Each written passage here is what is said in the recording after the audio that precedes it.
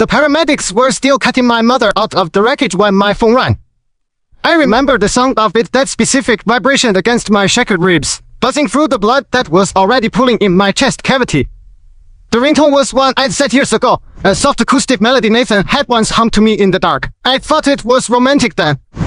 Now it was just noise. I couldn't move my left arm, couldn't feel my legs below the knee.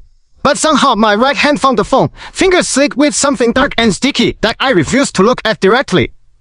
The screen said Nathan. I answered because I still believed, somewhere in the part of my brain that hadn't been crushed by the impact, that he would save me. That he would hear the chaos in the background and drop everything, that he would come. Vivian. His voice was clicked, the tone he used when he already decided I was the problem. Are we still doing this? I told you I needed space. You can't just keep calling. Nathan. I coughed, and something wet hit my chin. There's been an accident. My parents, they're gone. Both of them. The car. Stop. The word was sharp, surgical. You're doing it again. The dramatics. I got a notification that you cancelled the florist. Vivian, you're trying to manipulate me by. Listen to me. I forced my voice steady, even though my lungs were filling with something that shouldn't be there. I am lying on the side of Interstate 95, and my father's body is 40 feet from me. My mother is still in the car. I'm bleeding internally. The paramedics say I might not make it. Silence. Then, you always knew how to sell it. I'll give you that. Nathan, please. I'm not coming home just because you're upset about Chloe. She's my colleague. She's like a little sister to me. And you've been impossible for months. I can't live like this. I heard a voice in the background. Female. Like. Nathan, is everything okay? The conference starts in 30 minutes. Tell him I'm dying, I said. Tell him I'm not lying. The voice got closer. Vivian, is that you? Look, I don't know what's going on, but you really need to stop calling him at work. It's not fair to him. It's not fair to anyone. Chloe. Of course it was Chloe. Put him back on, I whispered. He's getting ready. I'm sorry you're having a hard time, but we're in the middle of something important here. Maybe you should talk to someone, a professional. I mean, Nathan told me about your history. My history, the depression, the anxiety, the 3 months I'd spent in therapy after my father's first heart attack when I was 23 and terrified he was going to die. The thing I only ever told Nathan. The thing he apparently shared with her. Just I started, but the phone was already being handed back. Nathan's voice again, brisk. I'm not doing this, Chloe, and I have a seminar in Philadelphia. We'll be gone for a week. When I get back, we can talk like adults, but only if you stop this. Understood? Understood, I said. I didn't say goodbye. I watched the screen go dark. The paramedics found me still holding the phone. They had to pry it out of my hand. At the hospital, they told me the extent of the damage, crushed pelvis, lacerated spleen, internal hemorrhaging that was slow but unstoppable. They could try surgery, but my body was already shutting down. It was a matter of days, maybe a week, maybe less. I signed the DNR myself. My mother's sister, and Patricia, arrived at the hospital 8 hours after the accident. She'd driven from Maine, her face streaked with tears that she kept wiping away with the back of her hand. She hugged me and I felt her sob against my shoulder, and I couldn't feel anything but the bone-deep cold that was spreading through my veins. The funeral, she said.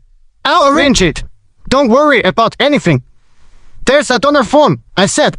In my bag. I already signed it. For my body, after I die. Can you make sure it gets processed? Patricia stared at me like I'd lost my mind. Vivian, you're not. I know what I am. I said it calmly. Not angry. Not sad. Just factual. I've got maybe 5 days. Maybe less. I've done the math. She started crying again. I patted her hand and told her it was fine. It wasn't fine. Nothing was fine, but I'd learned, over the years, that pretending things were fine was the only way to keep moving forward. Nathan had taught me that. He taught me that emotions were messy, inconvenient, best handled in private when nobody was watching. I was very good at private. They discharged me on day 3, against medical advice. They said, but I'd been clear, I wasn't going to die in a hospital. I was going to die in my own apartment, surrounded by the remnants of a life I'd spent 7 years building with a man who couldn't be bothered to pick up the phone. The ride home in a taxi cost me $47. I paid with my mother's credit card, the one she'd left in my purse, the one I couldn't bring myself to cancel. The apartment was quiet. Too quiet. Nathan's things were everywhere. His coffee mug on the counter, the one I bought him from a farmer's market when we were first dating. His running shoes by the door, the laces still tangled from the last time he'd gone out. His reading glasses on the nightstand, next to my side of the bed. I walked through the rooms like a ghost, cataloging the evidence of a life that had already ended. Then I found his phone. He'd left it charging on the kitchen island. He'd been in such a hurry to get to Chloe that he'd forgotten the most intimate object he owned. I know his passcode. I'd known it for years. He'd never changed it because he didn't think I'd ever look. I sat on the kitchen stool, opened the phone, and scrolled. 5,482 messages between Nathan Ashford and Chloe Bennett. I started at the beginning 6 months earlier, when Chloe had first been hired as his research assistant. The first messages were professional, work-related. Xinghao, can you review this data? Xinghao and Xinghao, what time is the lab meeting? Xinghao. But then, slowly, the tone shifted. Xinghao, I can't sleep. Are you up? Xinghao. Xinghao always. What's wrong? Xinghao. Xinghao, just thinking about you. Is that weird? Xinghao. Xinghao, nothing about you is weird. Chloe. Xinghao. I scrolled faster. My hands were shaking, but I couldn't stop. I needed to see it all, every confession, every flirtation, every small betrayal that had been building behind my back. Xinghao, Vivian doesn't understand the work. She thinks it's a job, but it's my life. She doesn't get that. Xinghao. Xinghao, I get it. I get you. Xinghao.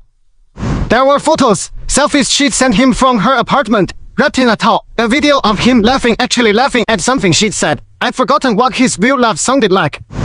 He didn't do it around me anymore. I scrolled back further. And then I found it. The voice message, recorded 3 weeks ago, the night I'd been at my mother's house helping her pack for a trip she'd never take.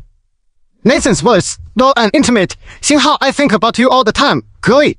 I don't know what that means. I don't know what to do about it. But I can't stop. Xinghao. I listened to it 7 times. I took screenshots of everything. Every message. Every photo. Every damning piece of evidence that my relationship had been dead for months while I was still trying to breathe life into it. Then I locked the phone, placed it back on the charger exactly where I'd found it, and went to the bathroom. I threw up until there was nothing left. I called the wedding planner the next morning. Vivian, I was just about to call you. The cake tasting. Cancel everything. My voice was steady. The venue, the caterer, the flowers, the DJ, everything. Is everything okay? Is Nathan? He's fine. I said it like a curse. He's perfectly fine. He'll be thrilled, actually. Less work for him. Vivian, I don't understand. The deposits are non-refundable. We're talking nearly $20,000. Keep it. I don't care. Just make sure he knows it's off. Both of us. There's no wedding. I hung up before she could ask more questions. The money didn't matter. Nothing mattered except the timeline. The doctors had given me 7 days, and I'd already burned 2 of them. I didn't have time to argue about floor arrangements. I opened my laptop and pulled up the body donation forms from the university, Nathan's university, of course. The Department of Forensic Sciences, where he was the youngest professor to ever receive a tenure track. I'd always thought his work was noble, important. He was so passionate about it, so dedicated to advancing the field. Now I wanted him to see exactly what he'd done. I printed the forms, signed each page, and scanned them back. Xinghao, I, Vivian Sterling, donate my body to the Department of Forensic Sciences for research and teaching purposes. I understand that my body may be used for autopsy, dissection, and other educational activities. Xinghao. I attached a note to the coordinator. Xinghao, please ensure this is assigned to Professor Nathan Ashford's lab. He's the best in the field, Xinghao. The revenge was small, petty, even, but it was the only weapon I had left. 3 days later, I saw the news. Nathan had won an award, the Chandler Prize for Breakthrough Research in Forensic Methodology. The university's website had a live stream of the ceremony, and I watched it on my laptop from the couch, wrapped in my mother's cardigan. He looked good, confident, handsome in his tailored suit, the one I helped him pick out for interviews. Thank you to everyone who supported this work, he said, his voice smooth and practiced. especially my team. And most of all, Chloe Bennett, who spent countless nights in the lab with me, chasing data and finding solutions. I couldn't have done this without her. He didn't mention me. Not once. I paused the video and stared at his frozen smile. 7 years. 7 years of making sure he ate properly when he was too focused to cook. 7 years of managing his schedule, his social obligations, his relationships with colleagues. 7 years of being the person who held everything together while he chased his dreams. And he couldn't even say my name. I wanted to cry. I wanted to throw something. I wanted to call him and scream until my lungs gave out. Instead, I opened Chloe's Instagram, which I'd found through Nathan's phone. She posted a photo from the awards ceremony. Her and Nathan, her hand on his arm, his award in her other hand like it was a toy she won at a carnival. The caption read, 星号, he says I can keep it on my desk for a week. Best souvenir ever. 星号. I zoomed in on the photo. Nathan was smiling at her, his eyes soft in a way they hadn't been soft with me in years. I closed the laptop.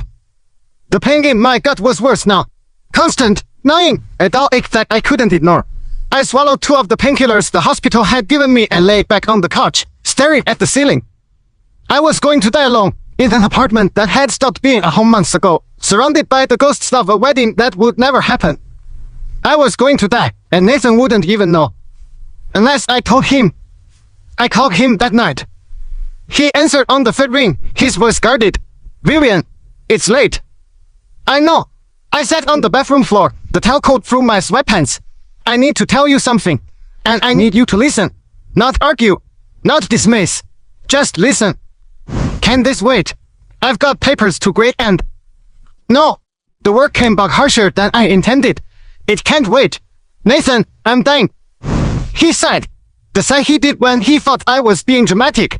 Vivian, we've been over this. I don't mean metaphorically. I don't mean I'm sad or stressed or whatever you've been telling yourself. I mean the doctors told me I had less than a week. Internal injuries from the accident. There's nothing they can do. Silence. I'm not lying to you. I continued. I've never lied to you, but you've been lying to me for months. And I wanted you to know that I was telling the truth. That every time you called me crazy or manipulative, I was telling the truth about something real. Vivian.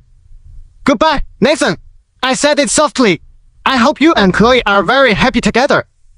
I hung up before he could respond. And then I slid down the wall and socked into my hands. I woke up the next morning with blood on my pillow. Not a lot, just a smear, rust color and dread, where I'd coughed in my sleep. I stared at it for a long time, trying to remember if I dreamed about anything. I couldn't. My dreams had been empty for days. I cleaned it up with a paper towel and flushed it down the toilet. Then I took stock of what was left of me. My ribs ached with every breath. My stomach felt like it was full of broken glass. My legs were weak, unreliable. I had to grip the doorframe just to stand. But I was still here, still breathing, still counting down the hours. I had 4 days left, maybe 3. I spent the morning sorting through my parents' things. Their wills were straightforward, everything went to me. And now that I was dying, it would go to my Aunt Patricia. I called her and told her where to find the safe deposit box key. Vivian, please, she started. Patricia, I don't have time for you to talk me out of this. My voice came up flat, emotionless. Just write it down, box 47 at the Wells Fargo on Market Street. The combination is my mother's birthday. She was crying again. I couldn't deal with it, so I said goodbye and hung up. I moved on to Nathan's things. His clothes were still in the closet, his shoes lined up like soldiers. I pulled out a trash bag and started throwing everything in. His designer suits, his running gear. The cashmere sweater I'd given him for Christmas 3 years ago, the one he'd worn exactly twice. I was halfway through his dresser when my phone buzzed. An Instagram notification. Chloe had posted a story. I opened it without thinking. Big mistake.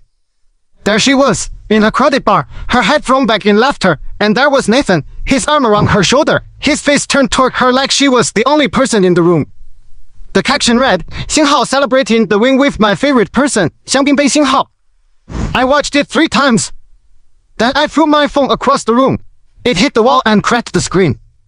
I sat on the floor and stared at the broken glass, my chest heaving. He didn't believe me. He hadn't come home. He was out drinking with her while I was slowly bleeding to death in our apartment. I picked up the phone. The screen was shattered, but it still worked. I opened my lawyer's contact and typed a message. 星号 Mark, I need you to hold something for me. I'm sending you a folder of evidence. Don't open it until you get a notification from my email. And don't tell anyone, 星号. Then I started forwarding him the screenshots. All 5482 messages. The photos. The voice note. Everything. It took 40 minutes. My hands were shaking by the end, but I got it done. 星号, what is this? 星号 Mark replied. 星号 insurance. 星号 I wrote back. 星号 just in case. 星号. I didn't tell him I was dying. He'd find out soon enough. They showed up at noon. I was on the couch, trying to eat a piece of toast, when the door swung open. Nathan had a key, of course. He'd never given it back. Vivian. His voice was cold, clipped. We need to talk. Behind him, Chloe hovered in the doorway, her eyes white and wet like a wounded deer. She was wearing a white sundress and ballet flats, her hair in a perfect ponytail. She looked like she just stepped out of a catalog. I didn't move. I just stared at my toast. About what? I asked. Nathan stepped forward, his jaw tight. About what you said on the phone last night. You scared Chloe. She's been crying all morning. She actually thought you were going to die. I finished for him. Funny. I was thinking the same thing. Don't do that. He crossed his arms. Don't make this into something it's not. I know you're upset about the wedding, and I know you've been struggling, but threatening suicide is not. I didn't threaten suicide. My voice was very quiet. I told you the truth. And then, there's a difference. Chloe stepped up from behind him, her voice small and trembling. Vivian, I know you don't like me. I know you think I'm trying to take Nathan away from you, but I'm really not. He's just my mentor. He's been so kind to me, and I just want us all to get along. I looked at her. Really looked. Her eyes were red, but there were no tear tracks on her cheeks. She wasn't crying. She was performing. Get along, I repeated. You've been sexting my fiancé for 6 months, and you want us to 星号 get along 星号. Nathan's face went red. That's not we're colleagues. Colleagues who send goodnight messages at 2 a.m. Colleagues who share intimate secrets about their relationships. Colleagues who tell each other, and I quote, I think about you all the time. The words hung in the air. Nathan's expression shifted. The anger softened into something else, confusion, maybe, or guilt. But it was there only for a second, and then it was gone, replaced by the cold professional mask he used in his lectures. You went through my phone again. His voice was flat. You're not going to trap me with that. Vivian, I know how you operate. You get insecure, you look for evidence to support your paranoia, and then you weaponize it. I'm not the one who recorded a voice message telling another woman you think about her constantly. Chloe made a small gasping sound. Nathan, is that true? He didn't answer. He just stared at me, his jaw working. See? I said. Even she didn't know about that one. How many other secrets are you keeping, Nathan? Enough. He held up a hand. I'm not doing this. Chloe, wait in the hall. But Nathan. Just wait. She hesitated, then backed out of the door, her eyes darting between us like a nervous bird. Nathan closed the door behind her and turned to face me. Vivian, listen to me very carefully. His voice was low, controlled, the voice he used when he was about to deliver bad news. I don't know what's going on with you. I don't know if you're telling the truth about being sick or if this is another one of your episodes, but I do know that you made Chloe's life miserable, and I can't let that continue. She's a good person. She doesn't deserve this. No, I agreed. She doesn't deserve a man who's been emotionally cheating on his fiancée for months. Neither do I. He flinched. It was small, almost invisible, but I saw it. I need you to apologize to her. His voice was firm. Right now. Apologize for the phone calls, for the accusations, for everything. And then we can move forward. Move forward. I laughed. It came out hollow and broken. Nathan, I'm dying. I don't have a future to move forward into. But even if I did, I wouldn't stand it with someone who chooses another woman over me every single time. He was quiet for a long moment. Then he pulled back his phone, typed something quickly, and tucked it back into his pocket. Okay, he said. If that's how you want to play it, then we're done. The wedding is off. I'll tell the venue myself. I knew he was bluffing. He was trying to shock me into compliance. Instead, I felt relief. Fine, I said. Make sure you cancel the cake too. I never liked fondant anyway. He left after that, slammed the door behind him. I heard Chloe's voice in the hallway, asking what happened, and Nathan's curt response, 行好, we're done. Let's go. 行好. The door clicked shut, and I was alone again. I waited until I was sure they were gone. Then I stood up, walked to the bathroom, and threw up again. This time there was blood in the sink. I ran my mouth under the faucet, rinsed away the taste of copper, and stared at my reflection in the mirror. 4 days. Maybe less. I had to make them count. That night, I went for a walk. I know it sounds insane, dang woman, internal bleeding, unstable on her feet, but I needed air. I needed to feel the street under my feet one last time. I slipped on my jacket, wrapped my mother's gold chain around my wrist, and headed out. I didn't have a destination. I just walked down the block, past the bodega, past the coffee shop where Nathan and I used to get lattes on Sunday mornings. The streets were familiar, but they felt alien now, like I was seeing them from a great distance. I was halfway to the part when I heard footsteps behind me. Vivian. I turned. Chloe was standing under a street lamp, her shadow stretching long behind her. She wasn't wearing the sundress anymore, now she was in jeans and a sweater. Her face flashed like she'd been running. What do you want? I asked. She walked closer, her hands in her pockets, her posture apologetic. I wanted to talk. Without Nathan around, I think we got off on the wrong foot. I almost laughed. You think? Look, she stopped a few feet from me. I know you think I'm a homewrecker or whatever, but I'm not. Nathan and we have a connection, a real one, but I never meant to hurt you.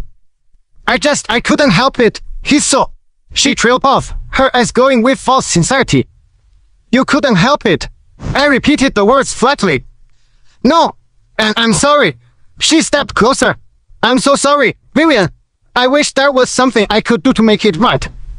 She reached out to touch my arm, maybe, but her hand caught my wrist, and in the motion, the chain slipped off my arm. It fell to the ground, and before I could pick it up, she accidentally kicked it. It skittered across the pavement and disappeared through a grate into the storm drain below. I stared at the grate, then at her. Oops, she said, a little too quickly. Oh my god, I'm so sorry. That was your mom's chain, wasn't it? I feel terrible. I saw the smirk she tried to hide. I saw it. And in that moment, something inside me snapped. I hauled off and slapped her across the face so hard she stumbled back, her hand flying to her cheek. Her eyes went wide with shock, then rage, then something else. And then she started crying. Vivian, why? Don't. My voice was shaking, but I kept it steady. Don't you dare pretend that was an accident. You knew exactly what you were doing. You've been doing it for months. She backed away, her tears suddenly real. I didn't, I swear. Stop lying. I'm not Nathan. She shouted it, and her was carried. I turned. Nathan was jogging toward us from the direction of the apartment, his face dark with anger. He must have seen the whole thing. What the hell is going on? He reached us and pulled Chloe behind him, shielding her with his body. Vivian, I saw you hit her. What's wrong with you? She kicked my mother's chin into the sewer. On purpose. I felt the words come out, but they sounded distant, like someone else was speaking. Your mother's Nathan blinked, confused. What chain? The one you gave me. The one I wear every day. She knew it was important to me. He looked down at the grate, then at Chloe's reddening cheek, then back at me. His expression didn't soften. It's just a chain, Vivian. You can buy another one. It wasn't just a chain. My voice cracked. It had my parents' ashes in it. I put a little bit of them in there, and now they're gone. Because of her. Nathan stared at me. Then he shook his head. Vivian, that's not. He ran a hand through his hair. You know what? I can't do this. I can't keep making excuses for you. Chloe's been nothing but kind to you, and you keep attacking her. And now you're making up stories about ashes in jewelry. That's not healthy. Chloe told you she was crying. I said slowly. She told you I was harassing her. Did she tell you she was sending you nude selfies? Did she tell you she orchestrated every single fight we've had? Chloe made a sound of hurt. I've never sent him anything inappropriate. Vivian, please. I have screenshots. My voice was ice. Every single message. Every deleted photo. Everything. Nathan went pale. I saw it the moment he realized I wasn't bluffing. Chloe, wait outside, he said quietly. Nathan, don't listen to her. Outside. No. She hesitated, then scurried away, shooting me a look of pure venom as she passed. Nathan turned to me, his voice tight. What exactly do you think you have? I have evidence. I pulled up my phone, the correct one, and opened the folder of screenshots. I held it up so he could see.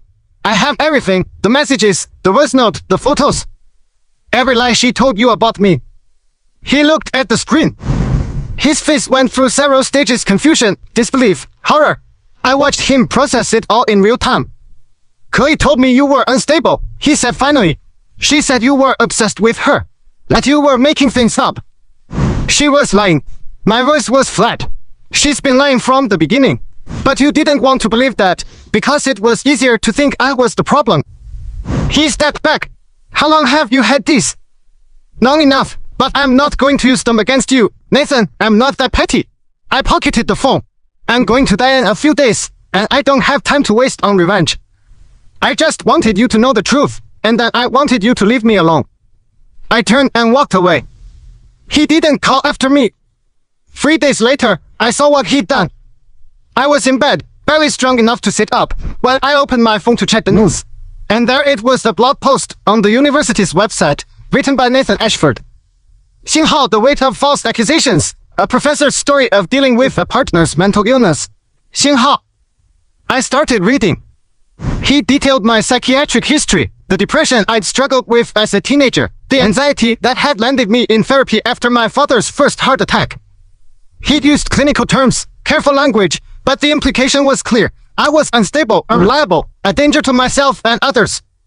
He framed my accusations against Chloe as delusions, symptoms of a deteriorating mental state. He'd never once mentioned the evidence I'd shown him. He'd never mentioned his own infidelity. He'd made me look like a crazy person who couldn't be trusted. The comments were a bloodbath. Xinhao, she's clearly unwell. Why didn't he leave her sooner? Xinhao. Xinhao, poor Professor Ashford. Stuck with a cycle who won't let him move on. Xinhao. Xinhao, she should be institutionalized. This is dangerous behavior. Xinhao. I read it all. And then I read the email I'd scheduled to send to Mark, my lawyer, 24 hours after my death. It contained everything. The screenshots, the voice note, a recorded call I'd made the night I told Nathan I was dying, the one where he dismissed me and accused me of manipulation. Mark would know what to do with it. I put my phone down and closed my eyes. I was too tired to be angry, too tired to be hurt. I just wanted it to be over. I called Nathan one last time. He answered on the first ring. I must have caught him at a bad moment. Vivian, I don't have time for. I'm not calling to argue, I said. My voice was weak, barely a whisper. I'm calling to say goodbye. He was silent for a moment.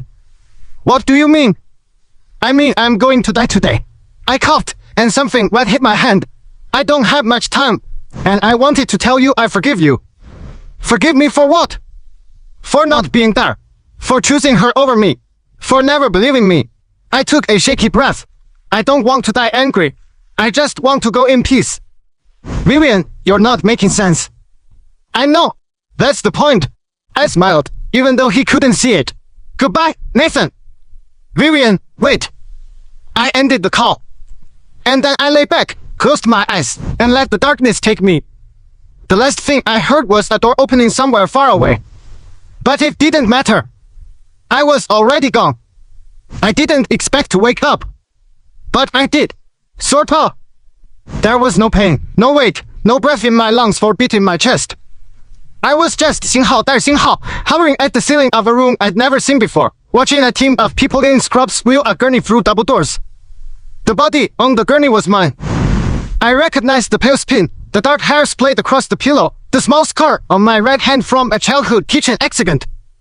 They cleaned me up, dressed me in a white sheet, and positioned me like a patient about to go into surgery. But I was already dead. I watched them transfer my body to a stainless steel table. I watched them adjust the lights, the bright halogen beams making my skin look even whiter than it had been in life. I watched them arrange instruments on a tray: scalpels, forceps, retractors, bone saws. I knew where I was. The forensic anatomy lab at the university. Nathan's domain. And then he walked in. He looked different, tired, dark circles under his eyes that hadn't been there a week ago. His white coat was crisp and pristine, but his hands were shaking slightly as he pulled on his gloves. Professor Ashford, a young woman's voice, bright and eager. Chloe, she was already at the table, her surgical mask pulled down below her chin. The donor file says she was 42. No significant medical history, internal injuries from a car accident. Nathan nodded, his eyes scanning the chart. Cause of death: multiple organ failure. The file notes she signed the donation forms herself. No family objections. Good. He picked up a scalpel. Let's begin. I floated closer. I wanted to scream at him. I wanted to grab his hand and stop him. But I couldn't touch anything. I was smoke. Air. A memory that hadn't faded yet. Chloe made the first incision. I felt nothing. My body was just meat now. But I watched her hands move, watched the blade trace a neat line down my sternum. She was confident, precise. She'd done this before. And then she hit something. Oh, she paused, her brow furrowing. There's something here. Nathan leaned in. What is it? A fetus. Her voice was flat, clinical. Looks like about 14 weeks. She must not have known she was pregnant. I froze. I'd known. Of course I'd known. I'd been carrying that child for 3 months, hoping it would bring Nathan back to me, hoping he'd see the ultrasound and remember why he loved me in the first place. But I'd never told him. Not really. By the time I tried, it was too late. Damn. Nathan's voice was soft, almost reverent. That's tragic. Mother and child, both gone. Should I? Chloe started. I'll take it. He reached for a smaller instrument, his movements methodical. It's delicate work. You haven't practiced on fetuses yet. Chloe stepped back, and Nathan bent over my body. I watched him carefully extract the tiny form, his hands steady and precise. He held it up to the light, examining it from all angles. Perfectly formed, he murmured. Healthy. There's no reason she should have lost it. He set the fetus aside on a tray, covering it with a clean cloth. Then he turned back to my body, resuming the dissection. I wanted to weep. I wanted to scream at him. Xinghao, that's your child, you idiot. That's your son or daughter. You just cut it out of me like it was nothing, Xinghao. But I couldn't speak. I could only watch. The dissection continued. Nathan worked with practiced efficiency, cataloging each organ, each injury, each small detail that would go into his report. He'd done this 1,000 times. To him, I was just another specimen. And then he paused. His scalpel hovered near my left shoulder, where a faint white scar ran from my collarbone to my armpit. I remember getting it 3 years ago at a conference in Chicago. A display shelf had collapsed during a cocktail resection, and I pushed Nathan out of the way. A metal edge had caught me. I needed 11 stitches. Nathan had thanked me. He'd held my hand in the emergency room and promised to never forget what I'd done. But he'd forgotten. What's this? He asked, his finger tracing the scar. Chloe leaned in to look. Old surgical scar. She must have had a procedure. No. Nathan's voice was strange. Uncertain. It's not surgical. It's a laceration wound. Old, though. Years old. He stared at it for a long moment. Then he shook his head and moved on. I thought it was over. I thought he'd never figure it out. But that night, after the dissection was complete and my body had been stitched back together and wheeled into storage, Nathan stayed behind. He sat at his desk, staring at his computer screen, a half-empty coffee cup at his elbow. I floated behind him, looking over his shoulder. He was scrolling through the donor records. My donor records. Xinghao name, Vivian Sterling Xinghao. Xinghao age, 42 Xinghao. Xinghao cause of death, multiple organ failure due to blunt force trauma Xinghao. Xinghao date of donation, last week's date, Xinghao. Xinghao signed, Vivian Sterling Xinghao. Nathan's hand started to tremble. He clicked on the attached file, a scanned copy of my driver's license. And then he saw my face. He gasped. Actually gasped a sharp, strangled sound that echoed in the empty room. His chair scraped back as he stood up, his eyes still fixed on the screen. No. He shook his head. No, no, no. He pulled out his phone, fumbling with the contacts. He called my number. It went straight to voicemail. Patricia had disconnected it. He called Patricia. She must have answered, because I heard him say, "This is Nathan. Vivian's fiancé. I need to know where she is. Is she okay? Is she..." I couldn't hear Patricia's response, but I saw Nathan's face. The color drained from it. His mouth opened, closed, opened again. He sank back into his chair, his phone slipping from his fingers. She's gone, he whispered. She's really gone. He sat there for a long time, staring at nothing. Then he pulled up the donor file again, scrolling frantically. He found the report on the dissection he'd just performed. And then he realized what he'd done.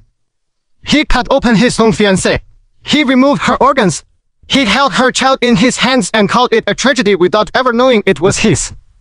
Nathan's face twisted. He made a sound I've never heard a human make, a raw, animal noise of pure agony. He slammed his fist on the desk, then another blow, then another, until his knuckles were bleeding. Vivian! He screamed my name into the empty room.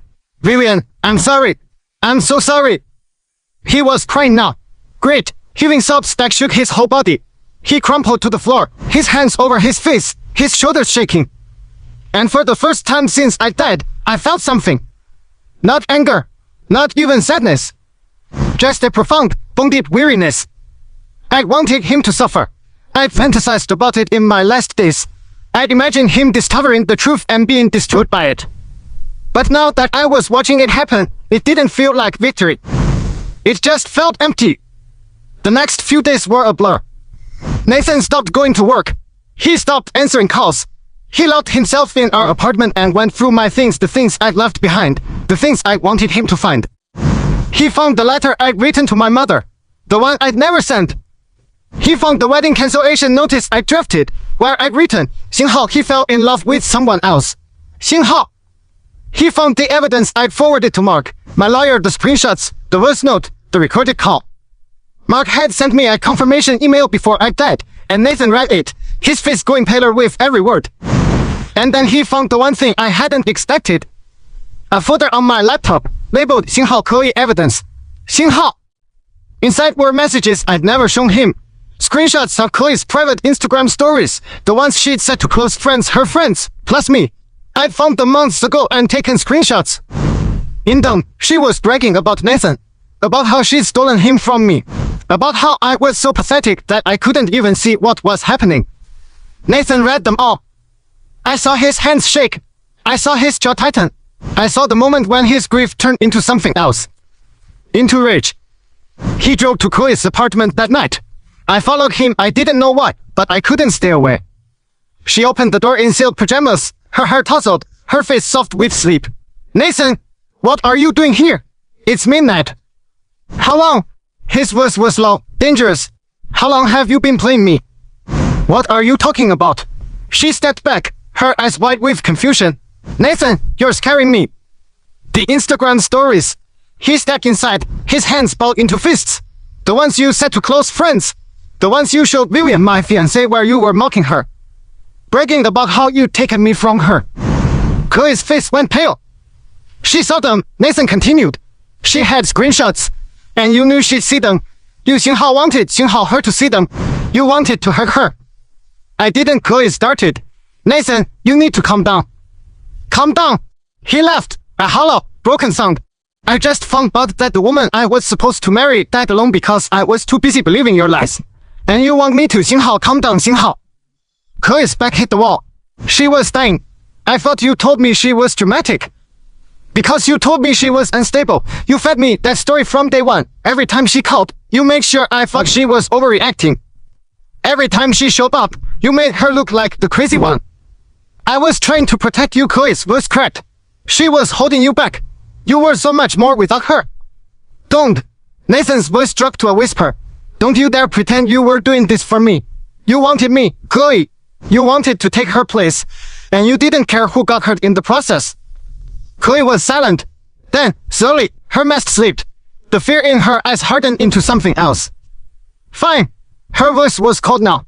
Yes, I wanted you. Yes, I did everything I could to push her out. But you're not innocent in this. Nathan, you chose me. Every time she called, you answered me instead. Every time she needed you, you were with me. You made those choices. Nathan flinched. She was right, and he knew it. I'm not the one who lied about her being dead, Chloe continued, her voice rising. I'm not the one who dissected her body without even recognizing her. You did that. You did all of it. So don't come here and blame me for your mistakes. For a long moment, Nathan didn't move. Then he said, very quietly, I'm going to destroy you. Chloe laughed. You can't. You have to admit what you did. And if you do that, your career is over. I don't care about my career anymore. His voice was flat. Vivian was the only thing that mattered. And now she's gone. So I've got nothing left to lose. He turned and walked out. I watched him go, feeling something strange and unidentifiable. He was going to tear Chloe apart. I knew that now. He was going to make her pay. But it wouldn't bring me back. It wouldn't undo the months of pain, the years of neglect. I floated behind him, a ghost trailing a ghost. There was nothing left to do but watch. Nathan made good on his promise.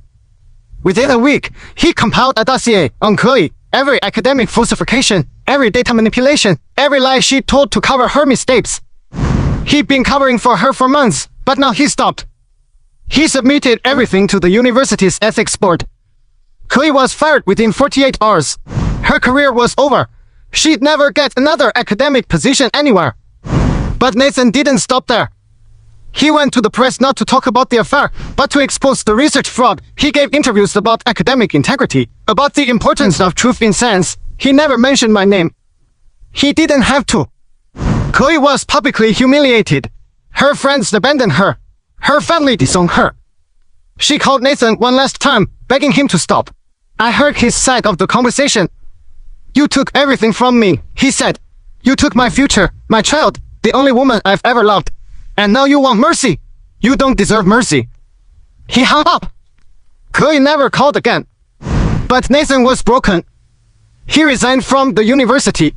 He gave up his tenure position, his research, everything he worked for. He walked away from it all. I followed him to a small cabin in the mountains, where he spent months staring at walls, barely eating, barely sleeping. He talked to my photo. He held my ashes. And then one morning, he put on his jacket and drove to a remote overlook. He stood at the edge, clutching my urn to his chest.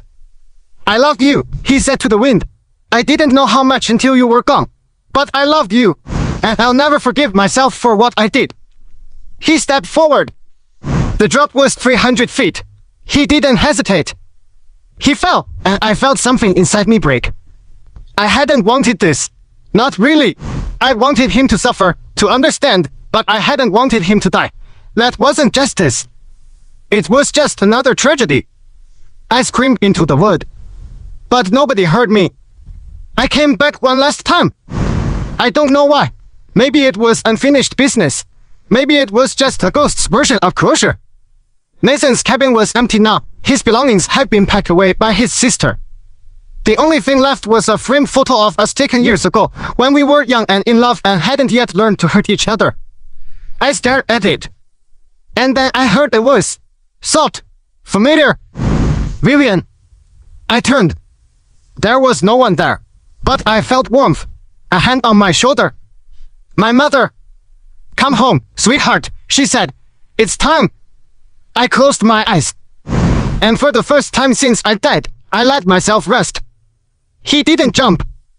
I watched him stand at the edge of that cliff for a long time, long enough that the wind picked up and the clouds rolled in and the first drops of rain started to fall.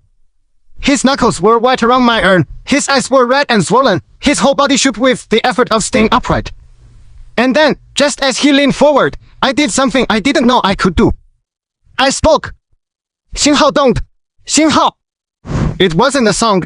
It wasn't a voice. It was just a feeling, a pulse of something that pushed through the space between us.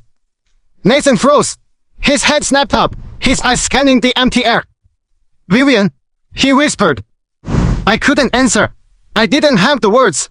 But I felt my presence press against him like a weight, like a hand on his chest. He stepped back from the edge. One step, then another. Then he crumpled to his knees, still clutching the urn, and sobbed into the rain. I'm sorry, he gasped. I'm so sorry. I don't know how to live without you. I wanted to tell him that he had to. That this wasn't the answer. That I didn't want his death on my conscience, even after everything. But I couldn't. All I could do was linger, a ghost at his shoulder, watching him fall apart. Eventually, the rain stopped. Eventually, he stood up. Eventually, he walked back to his car, got in, and drove away. I followed. He didn't go back to the cabin. He drove for hours, across state lines, through the night and into the next morning. He didn't eat, he didn't sleep, he just drove, like he was trying to outrun himself. I sat in the passenger seat, watching the miles tick by. We ended up in the mountains, not the ones near the cabin further west, here, the kind of place where the air thins and the snow never fully melts. He stopped at a small town at the base of a peak. He rented a room in a boarding house, paid for a month in advance, and asked the owner where he could find a good view. McKinley Ridge, the man said, but it's a long hike. You'll need gear. Nathan nodded. He bought a backpack, a sleeping bag, enough supplies for a week. And then he started walking. I floated beside him as he climbed. The trail was steep, winding through pine forests and across rocky outcroppings. He moved like a man on autopilot, his face blank, his eyes fixed on the path ahead. He didn't stop until he reached the top. The view was breathtaking, a panorama of peaks and valleys, the sky so clear it hurt to look at. He stood there for a long moment, breathing hard, his hands shaking. Then he opened the backpack. He pulled out the urn, my urn, and held it to his chest. This is where we were supposed to come, he said quietly. Remember, you wanted to see the mountains. You said you'd never been, and I told you we'd go after the wedding. I remembered. I mentioned it once, casually, while we were watching a nature documentary. He promised we'd take a trip.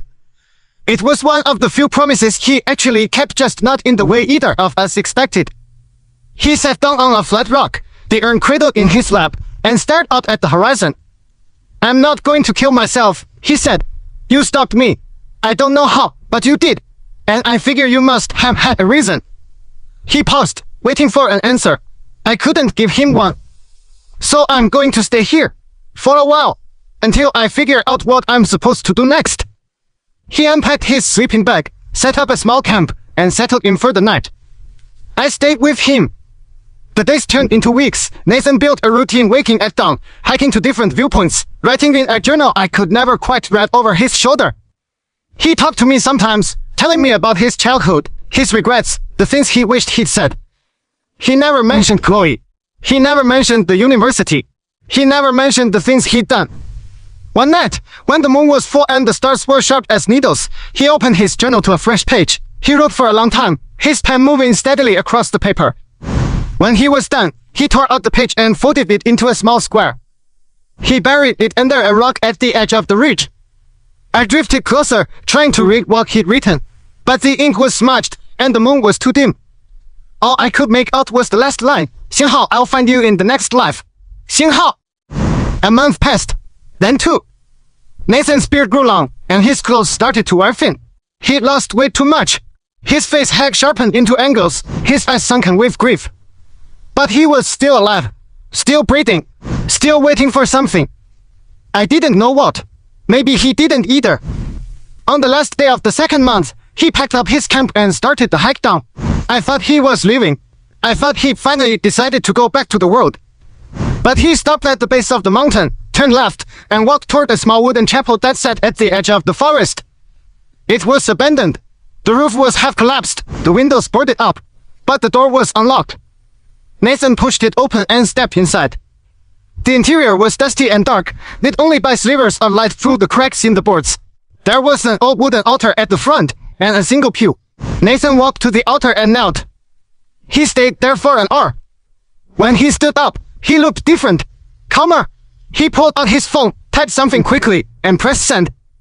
Then he walked back to the town, checked out of the boarding house, and disappeared. 2 years later, a hiker found him. I was there. Of course, I'd never left. I followed Nathan through the years, watching him drift from town to town, never staying long, never letting anyone get close. He'd grown older, harder. The grief had settled into his bones like a permanent ache. But he kept the urn. He'd never let it go. The hiker called the authorities. The coroner came. They found Nathan's body at the base of a different mountain, this one in a national park, a place he'd never talked about, never mentioned. He was lying on his back, his eyes closed, my urn clutched to his chest. He was smiling. The autopsy said he died of exposure. He'd been out there for days, possibly weeks, without food or water. But he hadn't been trying to die. His pack had food in it. His water bottle was half full. He just stopped, sat down, held the urn, and let the cold take him. I watched them cover his body with a sheet and carry him away. I felt nothing. Not anger, not sadness, just a quiet, weary acceptance. He found his peace. That was all that mattered. The funeral was small.